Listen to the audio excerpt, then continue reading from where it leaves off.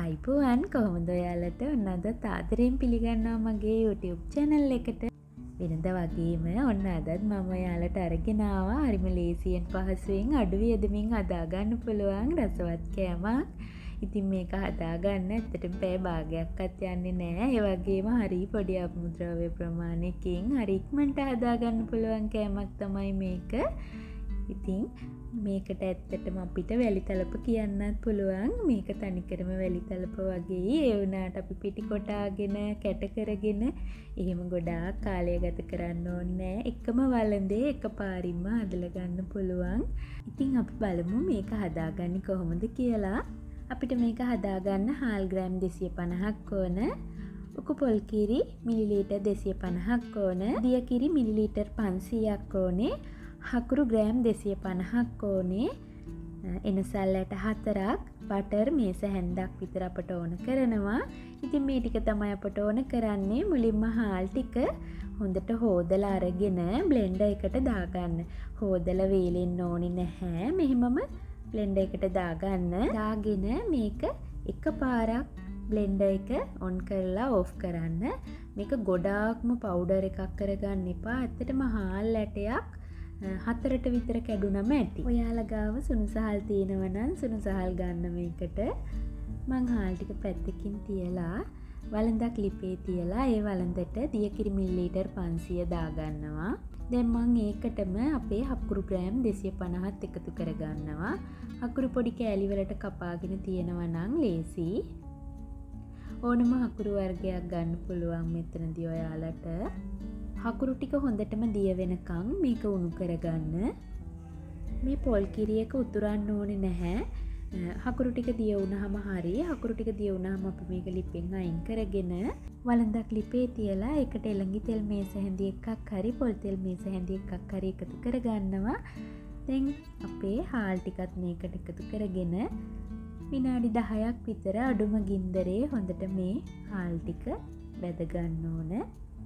අමු හාල් වලින් හදාගත්තොත් මේක වැඩි දවසක් තියාගන්න බැරි නිසා අපි මේක මේ විදියට හොඳට බැදලා ගන්නවා.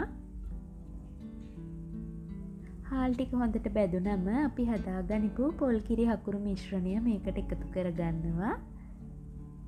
ඒ ටික මේකට එකතු කරගෙන මේක හොඳට කවලම් කරගන්න. මේ වෙලාවේදී රස අනුව ලුණු එකතු කරගන්න.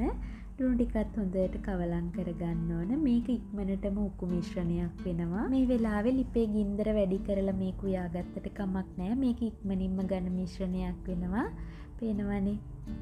දැන් මම මේ වෙලාවේ මේකට එනසල් කුඩු කරගෙන එනසල් ටික එකතු කරගන්නවා. එනසල් ටිකත් මේක කවලම් කරගන්න. දැන් මම මේකට උකු පොල් කිරි මිලිලීටර් 250 එකතු කරගන්නවා.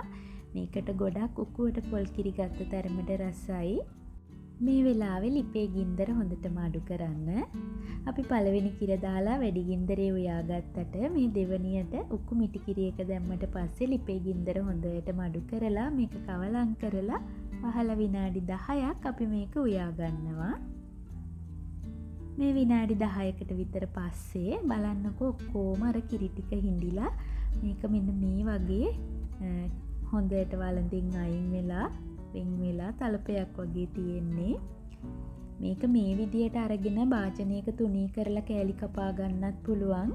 ඒ වුණාට එහෙම ඕනේ නැහැ. අපිට මේ වළඳෙම මේක හොඳ නන් ස්ටික් වළඳක් වුණොත් තමයි ඔයාලට මේ විදියට පහසුවෙන්ම කරගන්න පුළුවන්. නැත්තම් මේ වෙලාවේ එළියට අරගෙන මේක කෑලි කපා ගන්න. මේක මම මෙන්න මේ විදියට වළඳේ හොඳට තුනී කරගන්නවා. උඩ හොඳට මතු පිට තුනී කරගන්නවා මේ විදියට. දැන් මම මේක උඩට බටර් තේ හැඳි එකක් එකතු කරනවා. ඇත්තටම බටර් අත්‍යවශ්‍ය නැහැ. මම බටර් එකතු කරන්නේ මේකේ උඩ ලස්සන දිස්නයක් ගන්න පුළුවන් අපිට. ඒ වගේම තමයි බටර් එකතු කරාම හරි රසයක් මේකට එකතු වෙනවා. දැන් අපි මේක හදලා ඉවරයි. මේ විදියට මේ බටර් ටික මේකේ ගාලා මේක වහලා නිවෙන්න තියන්න. මෙහෙමම අරගෙන කෑලි කපා ගන්නත් පුළුවන්. රස්නි පිට වුණත් ඒ වුණාට මේක නිවෙන්න තමයි මේක ගොඩාක්ම රස. මම මේක වහලා ලිප ඕෆ් කරලා මේක නිවෙන්න තියනවා. මේ විනාඩි 5ක් විතර නිවුණට පස්සේ බලන්නකෝ මන් දැන් මේක ලිපෙන් අයින් කරගෙන කෑලි කපා ගන්න තමයි හදන්නේ. මේක හරි ලේසියෙන් වලඳින් ගලව ගන්න පුළුවන්.